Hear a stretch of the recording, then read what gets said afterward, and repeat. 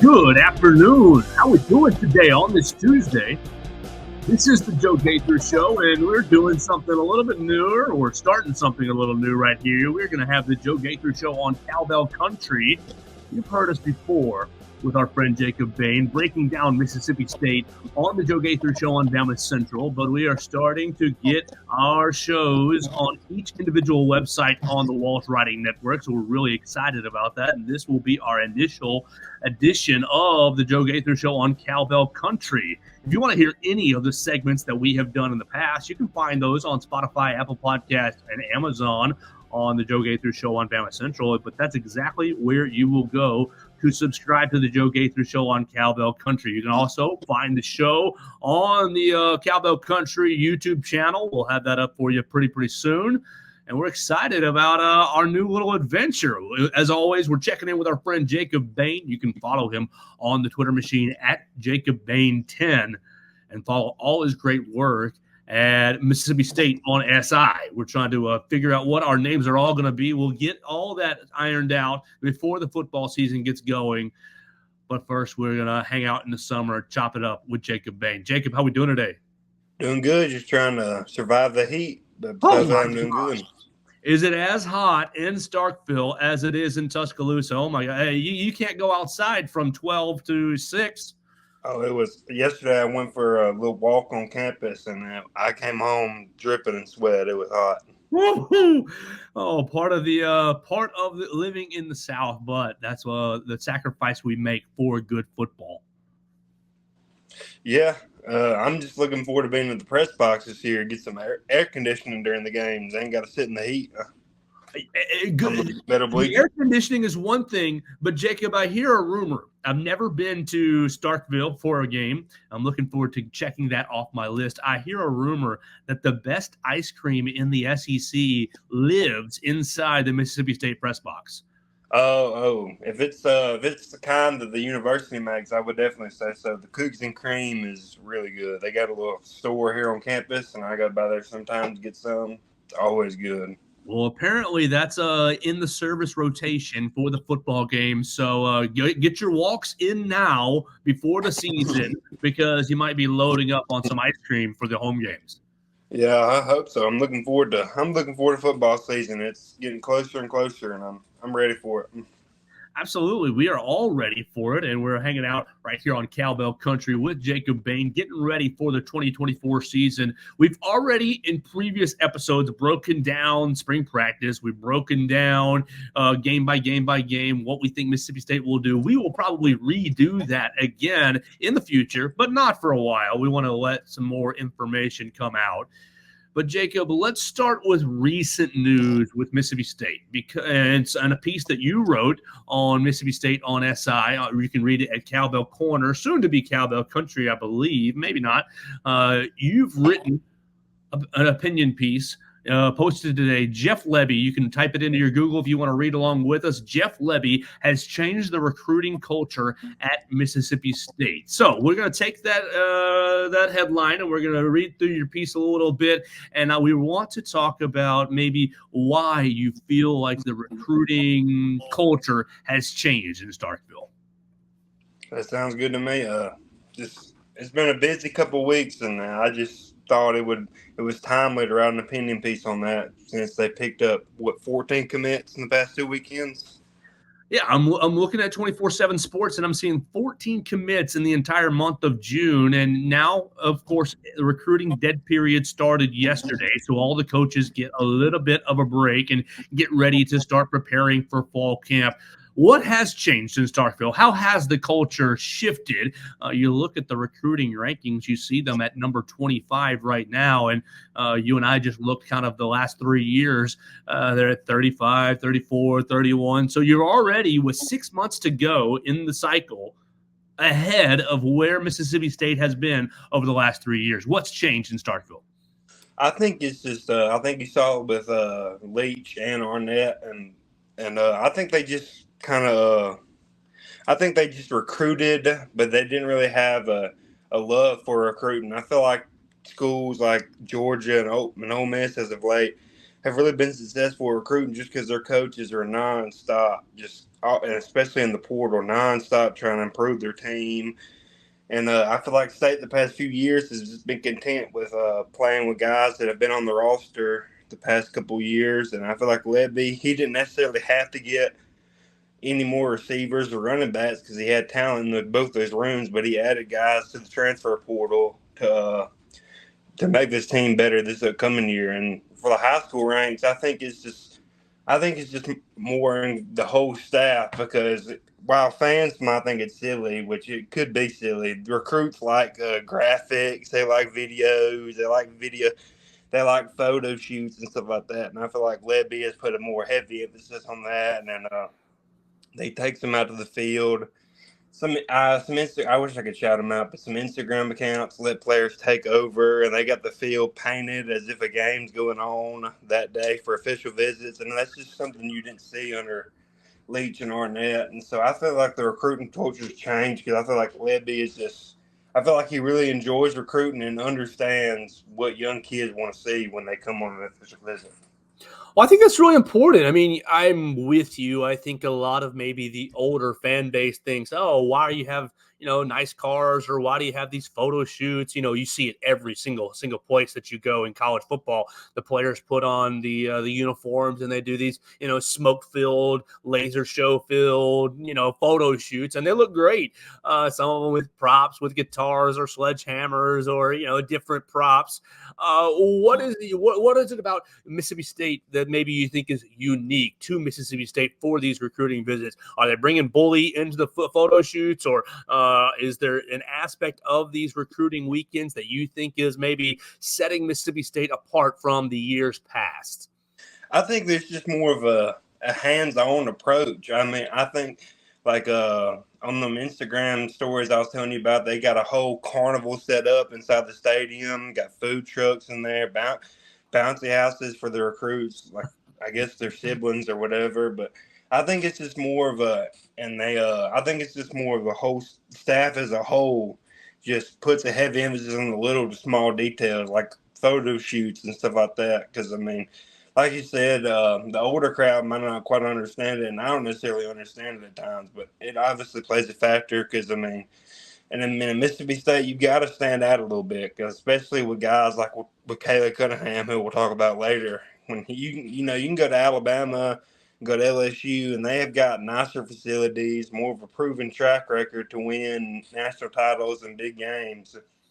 But what sets Mississippi State apart, I guess, is the culture of a family culture. They try to promote that, and Lebby's going all in to make sure all the little details are lined up, so the recruits feel special when they come to campus instead of just feeling like every other place they go to. Because Mississippi State doesn't always have the success that places like Auburn, LSU, Mississippi, and Alabama do.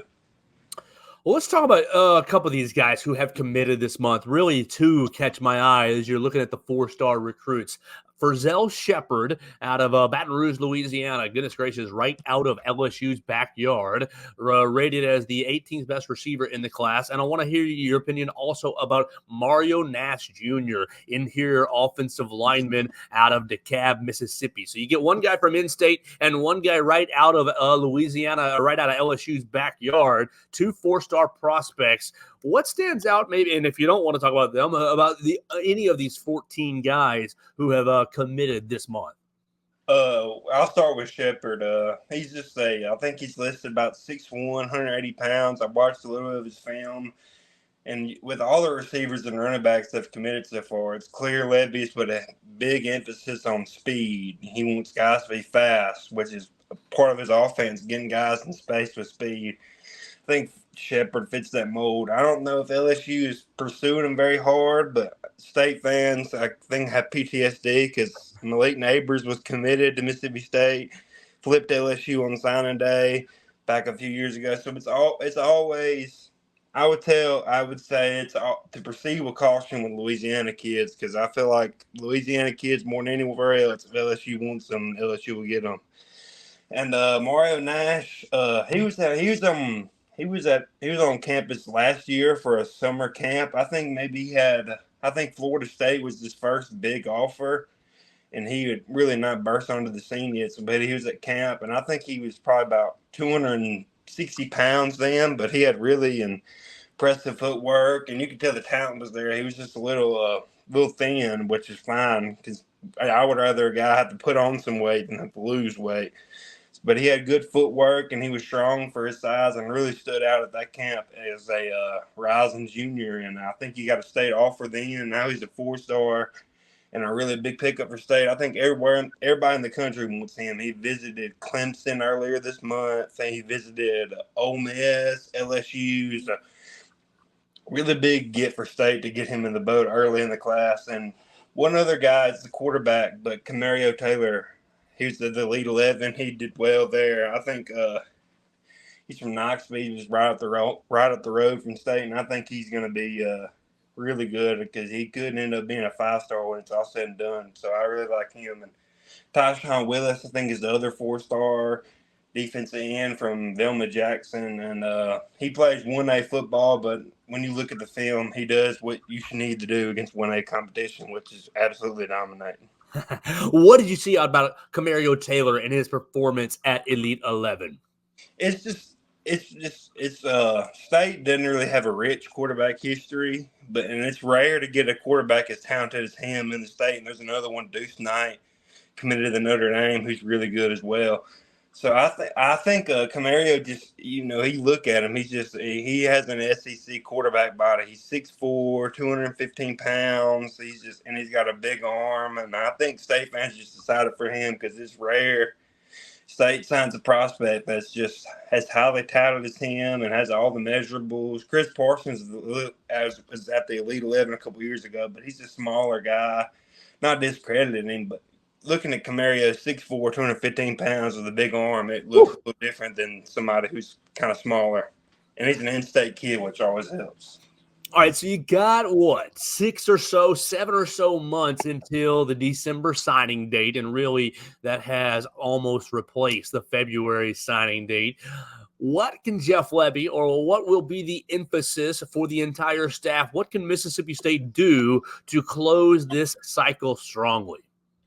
Caleb Cunningham, obviously, right up the road, 5-star receiver. I think Lebby is going to do everything in his power to get him to Starkville, just because he's obviously really talented, but I think Lebby just wants to pull a big win at receiver, get a 5-star receiver. And last spring, I think it was a basketball game. He was playing basketball, really good at basketball, and I think the entire coaching staff was there at his basketball game. So they're clearly going all in on him. And a couple other guys, Tyler Lockhart, he's committed to Auburn.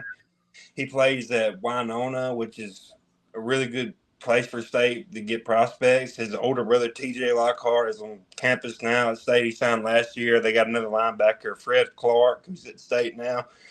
And I think state's making a play to push him, and I think he would be a huge part of the class. And another guy is Cortez Thomas. He's a 4-star safety from Holmes County Central, which is another place where state's dominated getting players. You got Terrence Hibbler, Kamari Rogers, Corey Ellington. That's 3 players from that high school. And I'm sure it's like this everywhere, but I've noticed Mississippi, there's certain schools that have really good prospects that you can pencil them into Ole Miss, and you can pencil them into Mississippi State. Raleigh is a place that gets a lot of Ole Miss players, or Ole Miss gets a lot of players from Raleigh. Mississippi State gets a lot of players from Tupelo, Holmes County, places like that. So I think there's a few guys they could really work on all, like I said, Lockhart, Thomas, and Kevin Otis from Hattiesburg is another one. He visited this past weekend. And state really needs to add some dynamic defensive linemen because that's an area of concern right now. But I think they're trending well with him. All right, so let's talk about Caleb Cunningham because he's a name that basically every SEC school has been familiar with because he's flirted heavily with almost every SEC school. There's a lot of talk. Obviously, you just hit he's from, 20, 30 minutes outside of Starkville. He's been to Mississippi State a handful of times on unofficial visits. And correct me, but I read that he hasn't taken an official visit to Starkville. It seems like he's playing Ole Miss, he's playing Mississippi State, he's playing Florida, Auburn, Alabama, the who's who in the SEC. He seems to be pitting each and every one of them against them. What's your read on Caleb Cunningham? Is he really in play? It's for Mississippi State, for the Bulldogs, or is he just kind of using the hometown team to maybe get some more NIL from other universities? I really do think State's in play for him.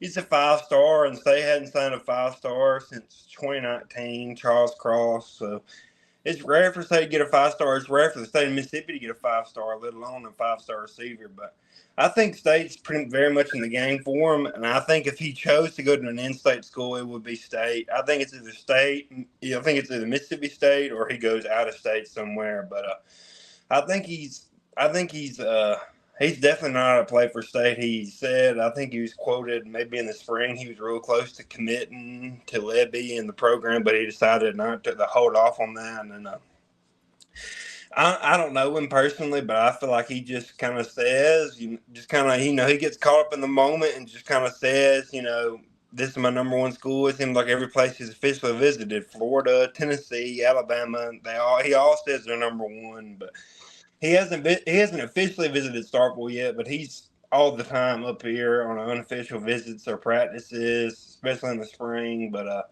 I think State's going to try to get the last official visit closer to signing day to kind of get that official visit boost right before signing day to see if they can get him. But if I had to say, he'd either go out of state, and if he stays in state, I think it'll be for Mississippi State.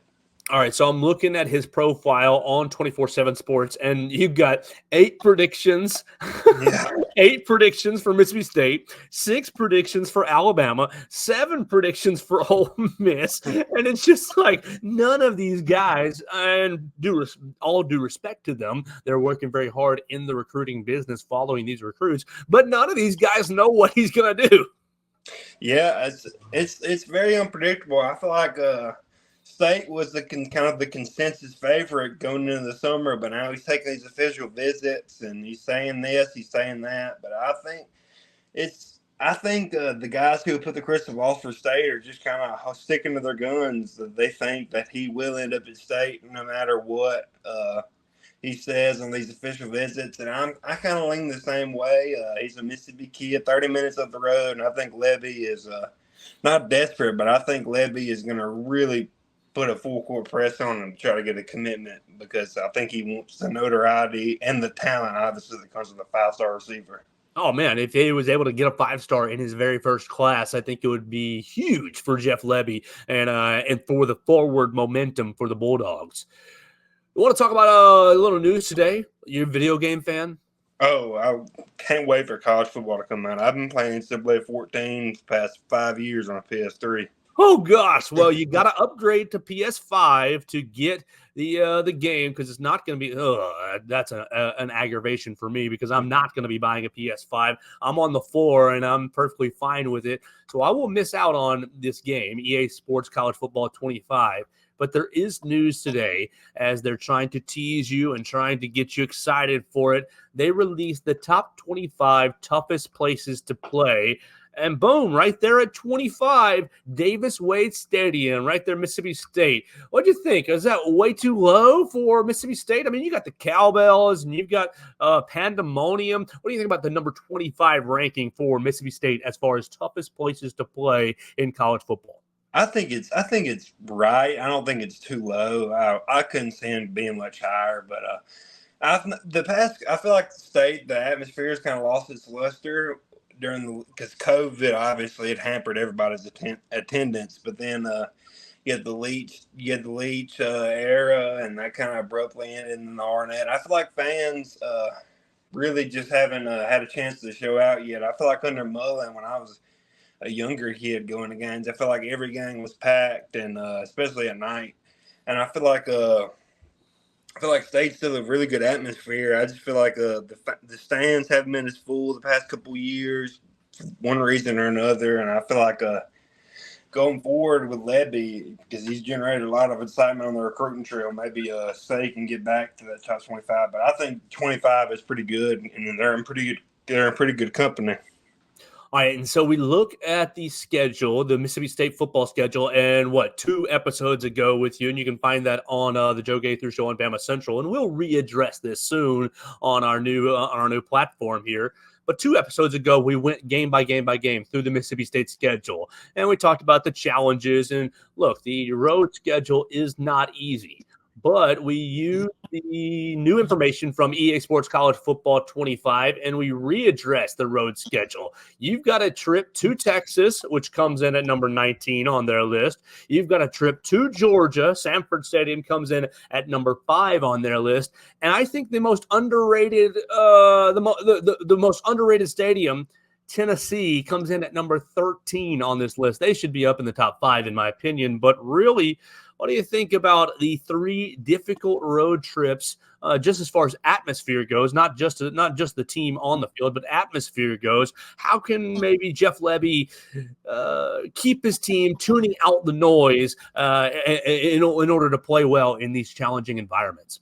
Oh, it's going to be tough. I think I've said it before. This is the toughest road schedule I've ever seen for State. I mean, not only the atmosphere is great. I'm going to Tennessee this year. Me and my friend are going to Tennessee this year. We're looking forward to it. But I know that's a great atmosphere. Alabama a few years ago, when they beat them, it kind of opened my eyes to how great it was. And then there's Georgia and Texas. You know, on any year, going to Tennessee, Georgia, and Texas is hard.